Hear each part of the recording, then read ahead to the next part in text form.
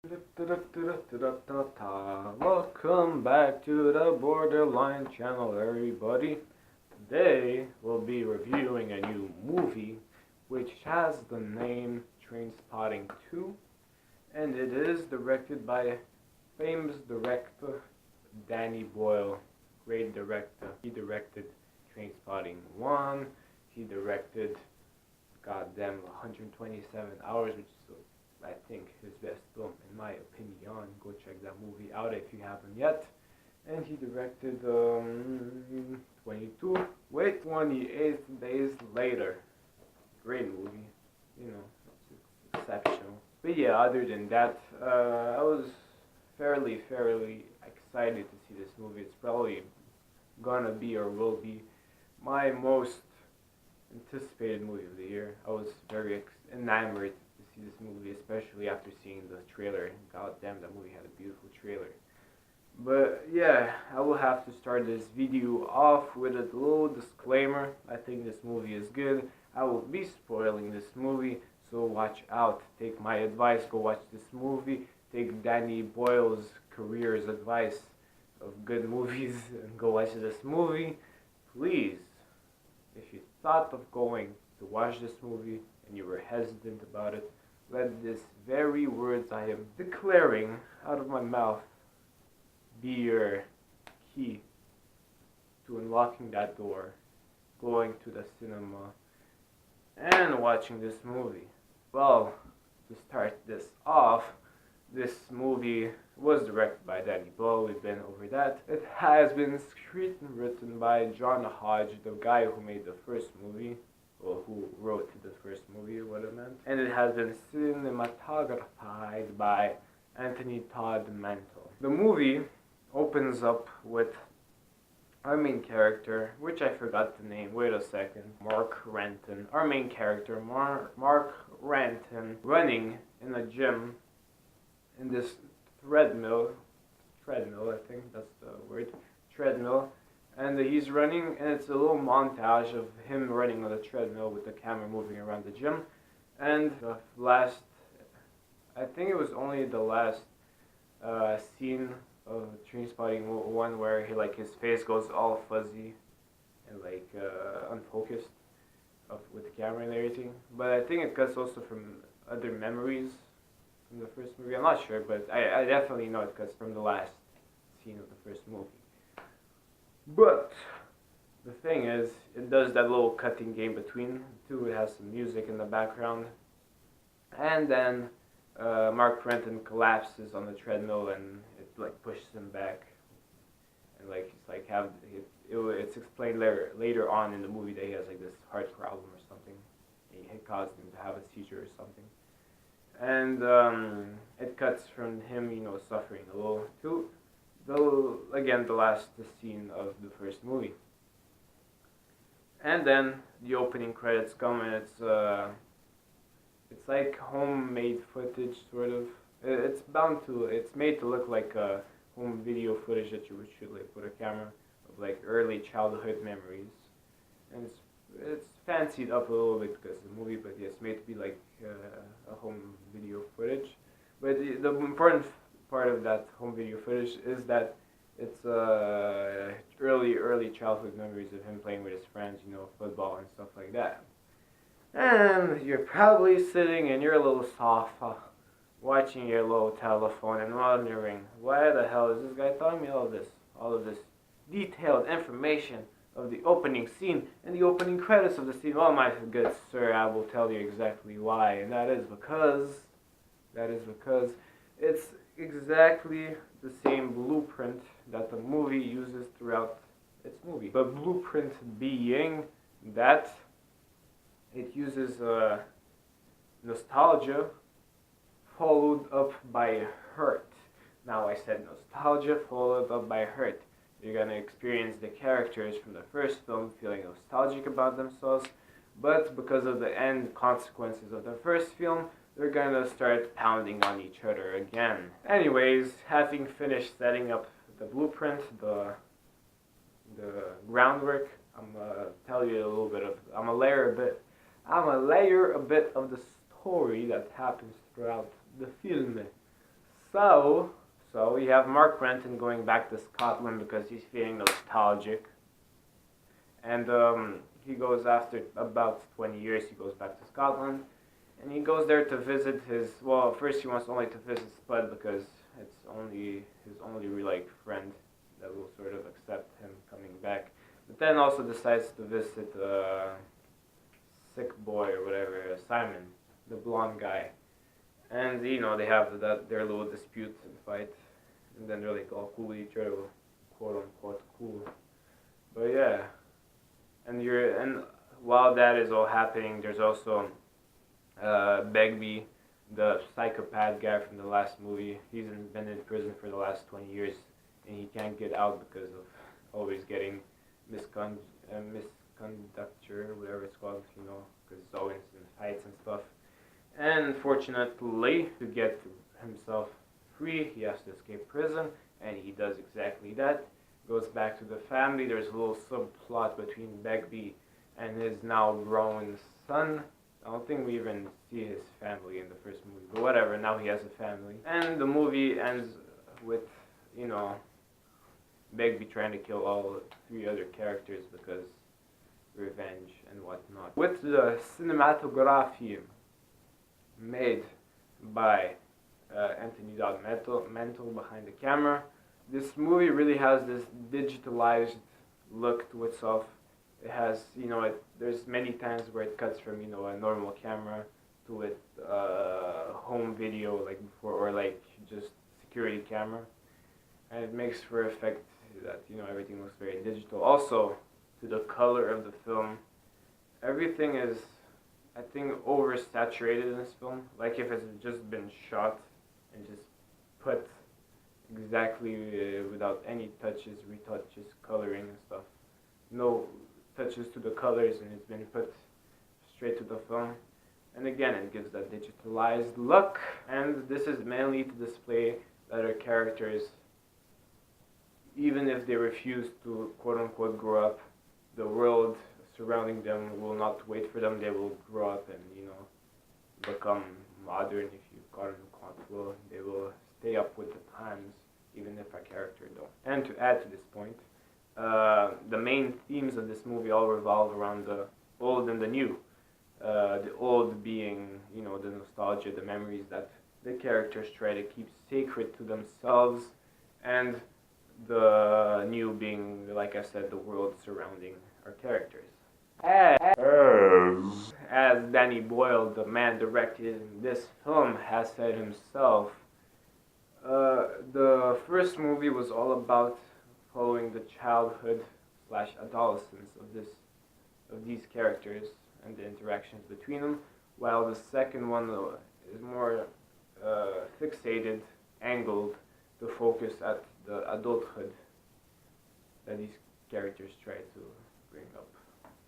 First off, I believe that the movie following the nostalgia of the main characters is a very brilliant thing to englobe in a movie. Why? I'll tell you why.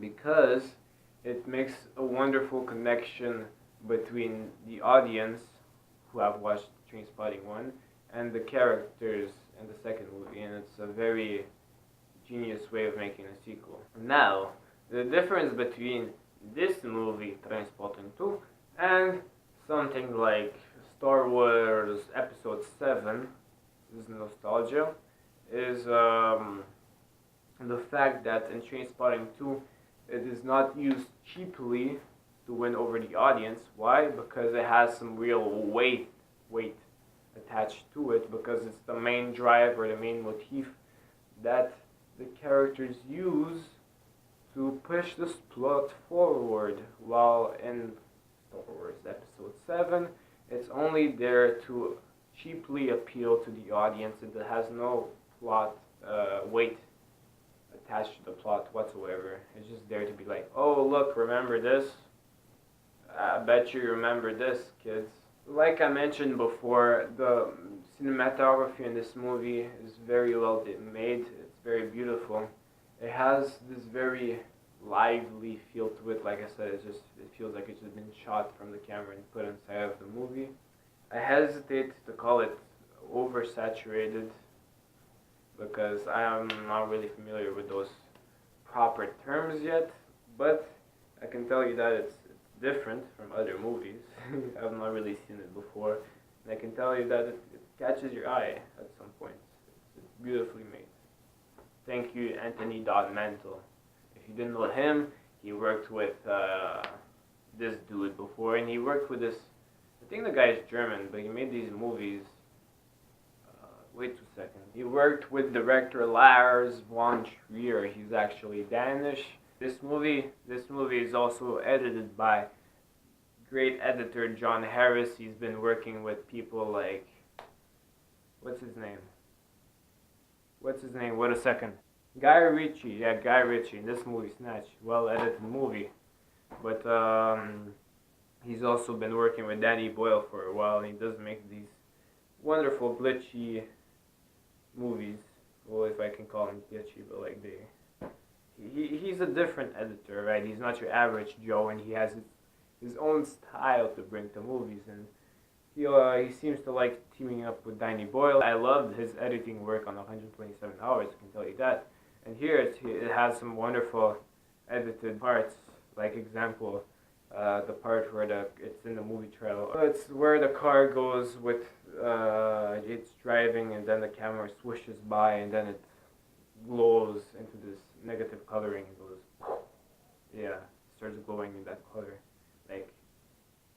like an explosion of negative colors. Another well edited moment. I love this one. I have a perfect name for that scene. It's the cocaine dialogue scene. Mark Renton and Sick Boy decide to do some cocaine, and they try to describe best as possible while they're under the influence of the cocaine drug to this girl they both like, and they try to describe to this girl their nostalgic feeling about their past. So they talk about football, other stuff about their past, and it all goes into this like gibberish nonsense way. They're both like talking at the same time in front of the camera while the girl is trying to like figure it out. And to give us the edge of being in the same position as the girl, random words of the dialogue pop in the screen to add to the confusion and to the hilarity of the moment. Clever. The whole movie is very cleverly made with the editing. So kudos to that. To start the bad things about this movie. First, we have to start with how the movie tries to do way too much. Well, not way too much. It's not the biggest issue of the movie, but it does try to do a lot of things at the same time to portray the nostalgia of these characters, and I feel they lose a little focus. They lose the head in the game, or whatever the phrase is. And yeah, a great example of this would be the subplot of Begbie and his little son trying to steal stuff from houses, and the son is like, "No, Dad, I want to go to college and become a boring person." And the Begbie is like, "Hell no, son. Let's rob some houses, shall we, eh?" I feel like example of that example is, I feel like what that example brings up is that, it's like something they have to drag along with the movie that's, not that important and feels a little sluggish. And they could have let go a few of these, nostalgic moments, or not nostalgic moments by themselves, but like nostalgic plot devices, if you will, whatever. And they could have focused on the little that they have and make them bigger and stronger, rootier. Next, I feel like the movie's dialogue is a little chopped up and sounds a little expositional sometimes. And yeah, it's not that bad, but at some point you just left there like, okay, feed me the information, if you will. I'm listening, okay? It's not, how do you say, subtle in its ways. Also, I feel the dialogue is not as well paced as it was in the first movie. It doesn't have the same banter feel like that the characters had between each other. Oh, that's a good one. I feel like Danny Boyle's music taste is not near as good as what it was in the first one. Point being, the soundtrack is not well good as it was in the first one. It's modern, yes, but is it good?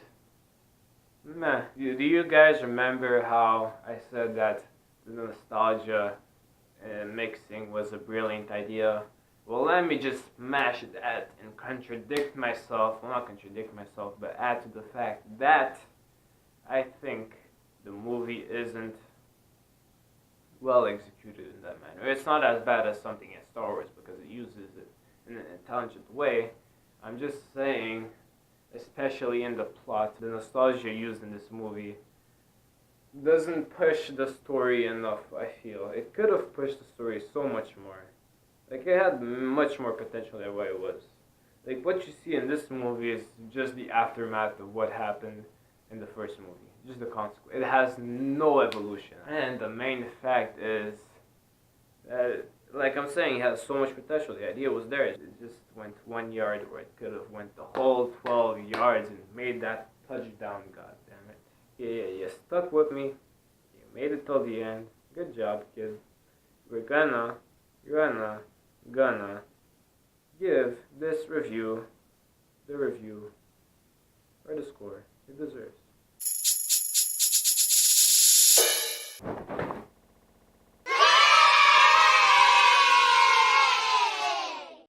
Hello, it's me again, and I just came by here to just wish you a very good day. You know, if you like this video, if you did, I mean, there's a like button to like it to show the whole world you liked it, so all your friends can see that you liked it. But if you like this video and would want to see other videos happen, you know what you can do? Push on the subscribe button and become subscribed and receive notifications. I guess you can do that if you want to be bothered by me posting videos. So yeah, do all those stuff. And I guess I can thank you for staying with me, sticking with the good old Alex. Au revoir, ladies and gentlemen. Au revoir.